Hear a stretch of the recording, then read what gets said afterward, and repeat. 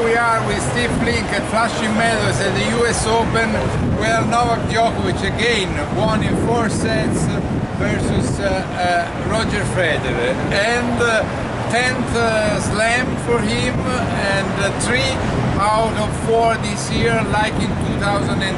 Yeah, it's a great year. For the difference between now and 2011, he got to all 4 finals this year too, which he didn't do in 2011.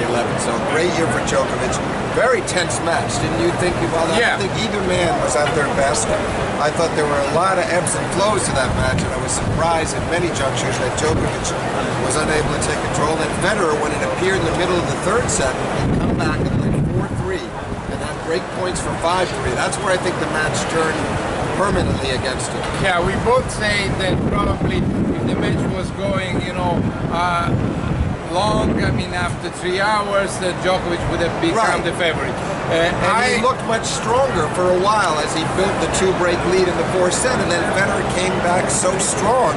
He broke him at 5-2 and nearly did it again. He had him down 15-40 with Novak serving for the match the 2nd time.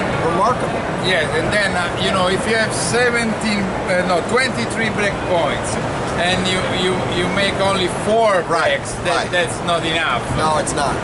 Now, part of it, I thought Djokovic was very good under pressure on the break points. Got first serves in, played great points, and part of it is that Federer in recent years has definitely struggled on a regular basis to convert break points, and even his greatest supporters are aware of that. And I thought that Federer tonight played probably better with his backhand than with the forehand.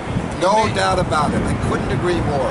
Much better off the back. The forehand let him down tonight. Yeah, the forehand was the key, because I mean he missed many of his break points because of the forehand. I mean, especially even at the end of the match. Absolutely, but I think Djokovic deserves great credit, because I don't think he was really at his best for most of this match, truthfully. Yes. He can play much better tennis than that, but he willed his way through it, and he used his physicality to get him through it. And he was fighting not only versus Federer, but against 22,000 spectators. I don't rose remember. To their feet over and over again to give Roger standing ovations after spectacular winners from the Swiss maestro. Yeah, and so Steve, honestly, Katrina saying the great crowd. Yeah, well, intense, interesting, but in my opinion, it was like to play Davis Cup versus Switzerland tonight. No, I think that's often the case, which must be very difficult to be in Djokovic's shoes when that's happening. Yeah. But he seemed to shut it out pretty well for most of the match. And it's a great boost to Federer when he's coming back, when he looks like he's dead on his feet, when that crowd continuously gets behind him effusively.